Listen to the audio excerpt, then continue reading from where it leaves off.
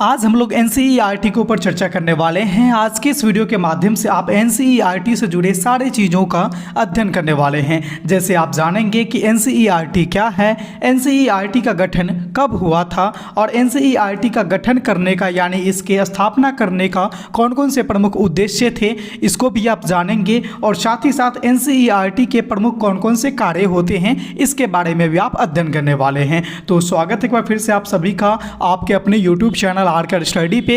इस YouTube channel की इस वीडियो के माध्यम से आज हम सब लोग एनसीईआरटी के ऊपर चर्चा करने वाले हैं। एनसीईआरटी इस शब्द से आप सब लोग जरूर ही वाकिफ होंगे, जरूर ही इन शब्दों को सुना होगा आपने, इसका प्रयोग भी किया होगा। तो क्या आपने आज तक सिर्फ एनसीईआरटी को इसलिए जानते हैं कि ये एक बुक पब्लिकेशन का नाम है? तो ऐसा मानना आपका बिल्कुल गलत हो सकता है, क्योंकि एनसीईआरटी एक बुक पब्लिकेशन नहीं है, बल्कि यह एक संस्था का नाम है। कैसी संस्था है, कब उसका गठन हुआ, ये संस्था कैसे कार्य करती है, इसके कौन कौन से प्रमुख उद्देश्य हैं, इन सारे चीज़ों का आज आप लोग इस वीडियो के माध्यम से कंप्लीट जानकारी को प्राप्त करने वाले हैं। तो सबसे पहले हम लोग जानते हैं एनसीईआरटी का फुल फॉर्म के बारे में कि एनसीईआरटी का फुल फॉर्म होता क्या है। तो एनसीईआरटी ये 5 अल्फ़ाबेट के लेटर से मिलकर बना है एनसीईआरटी। इसमें आप देखेंगे तो इसका फुल फॉर्म आपका हो जाएगा national council of education research and training. NCERT का यही फुल फॉर्म है। इसको अगर हिंदी में आप जानेंगे तो हिंदी में इसे कहा जाता है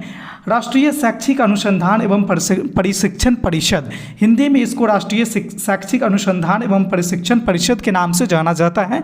और इसका अंग्रेजी में इसका full form national council of education research and training होता है। इसके सिंबल की बात करेंगे यानी इसका लोगो की बात करेंगे तो आपको कुछ इस तरह से दिख जाएगा। इस तरह के लोगो आप जैसे ही देखेंगे आप पाएंगे, आप समझ जाइएगा कि यह जो है एनसीईआरटी का लोगो लगा हुआ है। ठीक है, तो एनसीईआरटी का फुल फॉर्म आपने जाना। चलिए आगे हम बात करते हैं एनसीईआरटी की स्थापना कब हुई थी, कौन से ईस्वी में, कितने तारीख को इसको लागू किया गया था। ये सारी चीज़ों को अब हम लोग यहाँ पर जानने का प्रयास करते हैं।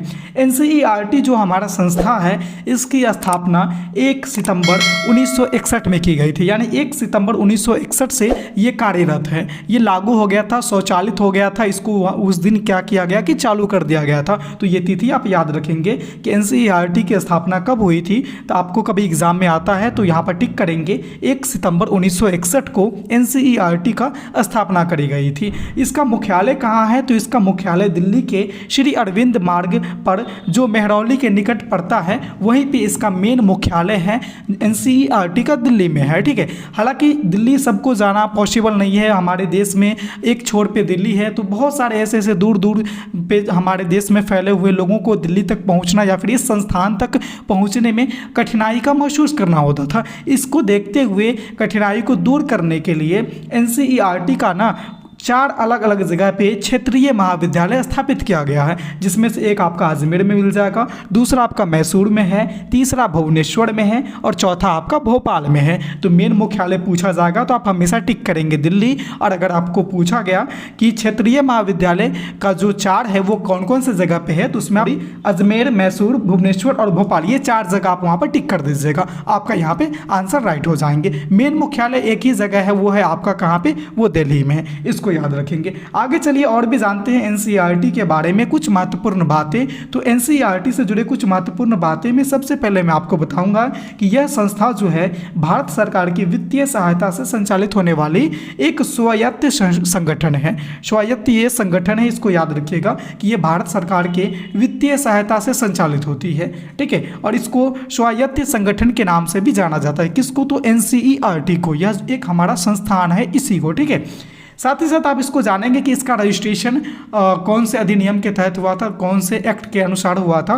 तो इसका रजिस्ट्रेशन जो है वह सोसाइटी रजिस्ट्रेशन एक्ट 1860 के तहत हुआ है। यह भी आपके एग्जाम में कई बार पूछे गए हैं और आने वाले एग्जाम के दृष्टिकोण से महत्वपूर्ण ये पॉइंट है, तो इसको भी आप नोट कर लेंगे और याद रखेंगे कि इसका रजिस्ट्रेशन कौन सा है। तो सोसाइटी रजिस्ट्रेशन एक्ट 1860 के तहत इसका रजिस्ट्रेशन किया गया था। किसका रजिस्ट्रेशन? तो एनसीईआरटी का रजिस्ट्रेशन। आगे चलिए और भी हम बात करते हैं कि शिक्षा के क्षेत्र में राष्ट्रीय स्तर का यह एक संगठन है। एनसीईआरटी हमारा जो है यह राष्ट्रीय स्तर का एक संगठन है और यह संगठन शिक्षा के क्षेत्र में है, व्यवसाय के क्षेत्र में नहीं है, ना ही आप कहेंगे खेलकूद के क्षेत्र में है, ना ही आप कोई अन्य क्षेत्र का नाम लेंगे। यह जो संगठन है एनसीईआरटी, यह संगठन हमारा शिक्षा के क्षेत्र में संगठन है। ठीक है, इस चीज़ को आप याद रखेंगे। चलिए आगे बात करते हैं एनसीईआरटी की स्थापना करने का क्या उद्देश्य है। हम कोई भी चीज़ की स्थापना करते हैं तो कहीं ना कहीं उसके पीछे कोई ना कोई हमारा उद्देश्य छिपा होता है, उससे कोई ना कोई लाभ छिपा होता है, तभी उससे ना कोई मकसद छिपा होता है,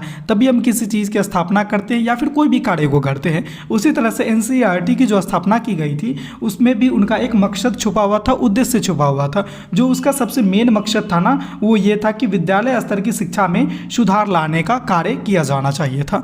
ठीक है, एनसीईआरटी यह जो संस्था है इसका स्थापना करने का एक ही मेन मकसद था कि विद्यालय स्तर की जो शिक्षा है उसमें सुधार लाने का कार्य किया जाना चाहिए। जैसे कि इसमें सुधार लाने के कार्य के लिए अब इसको सुधार लाएगा कौन, तो इस संस्थान में अनेकों बड़े बड़े विशेषज्ञ, सभी विषयों के विशेषज्ञों को शामिल किया जाता है और वे सब लोग क्या करते हैं कि सुधार कार्य हेतु संस्थान के बड़े बड़े विशेषज्ञ जो है अपना अपना योगदान देते हैं, अपने अपनी भूमिका को वहाँ पर निर्वाह करते हैं, जिससे हमारा जो शैक्षणिक स्तर है किसी भी विद्यालय का, किसी भी शिक्षण संस्थान का, उसमें क्या होता है कि सुधार आता है और वह ऊपर की तरफ बढ़ने लगता है। राइट, तो एनसीईआरटी स्थापना करने का बस एक ही उद्देश्य था कि विद्यालय स्तर की शिक्षा में सुधार लाने का कार्य किया जाना चाहिए था। ठीक है, अब एनसीईआरटी से संबंधित कुछ इकाइयां हैं। इकाइयां कहने का मतलब कि एनसीईआरटी किन किन क्षेत्रों पे काम करती है, इकाइयां का यहाँ पर संदर्भ ये है। तो एनसीईआरटी बहुत सारे क्षेत्रों में कार्य करती है। हाँ, इसका मेन एक क्षेत्र है वह है शिक्षा, लेकिन शिक्षा के अंतर्गत भी तो अनेक सारे इकाइयां आती है ना, तो उन सारे चीज़ों को बस एक बार सरसरी निगाह से आप लोग पढ़ लीजिए, देख लीजिए कि कौन कौन से क्षेत्र में एनसीईआरटी अपना योगदान देती है। तो इसमें पाएंगे कि मनोविज्ञान आधारित विज्ञान शिक्षा में, शिक्षक शिक्षा में, क्षेत्रीय सेवा में, दार्शनिक आधार पर, शोध पत्रिका तथा शैक्षिक शोध में, पाठ्य पुस्तक एवं पाठ्यक्रम के निर्माण या फिर उसके छपाई वगैरह में, प्रारंभिक शिक्षा में, दृश्य श्रव्य शिक्षा में, साथ ही साथ और भी चीज़ें हैं। आप पाएंगे कि प्रौढ़ शिक्षा एवं साक्षरता में भी एनसीईआरटी की इसकी भूमिका होती है।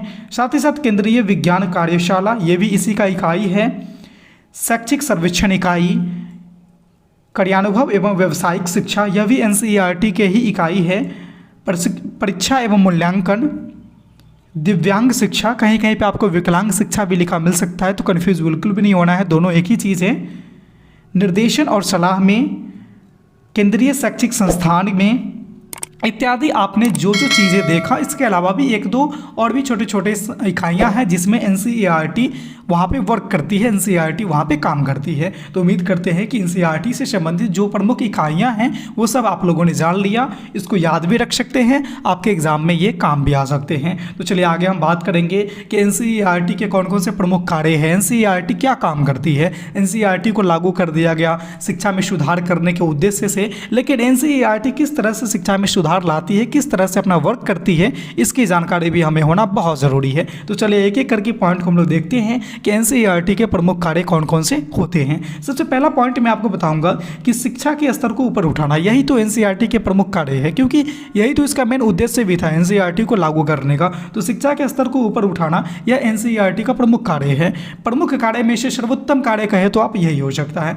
दूसरी चीज़ कि जैसा हम सब लोग या फिर आप अभी तक जानते रहे होंगे कि एनसीईआरटी की बुक से पढ़ाई करनी है हमें, आपने ऐसा बार बार सुना होगा कि एनसीईआरटी किताब को फॉलो कीजिए, तो आपको मन में क्या बैठ गया है कि एनसीईआरटी जो है वह एक बुक पब्लिकेशन का नाम है। नहीं, ये एक संस्थान का नाम है जिसमें आपको हिंदी, उर्दू एवं अंग्रेजी भाषा से संबंधित विभिन्न कक्षाओं के लिए पाठ्य पुस्तकों का प्रकाशन भी किया जाता है। ये इसी का कार्य है, एनसीईआरटी का कार्य है कि वह 3 भाषा में पुस्तकों को प्रकाशित करता है। एक आपका हिंदी है, दूसरा आपका उर्दू है और तीसरा जो भाषा है वो आपका अंग्रेजी है। इसमें वो विभिन्न कक्षाओं के पाठ्य पुस्तकों को क्या करता है, वो प्रकाशन करती है। ये भी एनसीईआरटी के प्रमुख कार्य में आएंगे। साथ ही साथ पाठ्यक्रमों को विकसित और आधुनिक बनाए रखना, विकसित तो करता ही करता है, आधुनिक बनाए रखने का क्या मकसद है यहाँ पर कि जैसे जैसे कोई नवीन जानकारी आई तो उस पाठ्यक्रम में संशोधन करके उसको इंक्लूड करना, यानी उसको जोड़ देना, यही आधुनिक बनाए रखने का मकसद यहाँ पर यही है। तो यह भी एनसीईआरटी का ही काम होता है। आगे आप बात करेंगे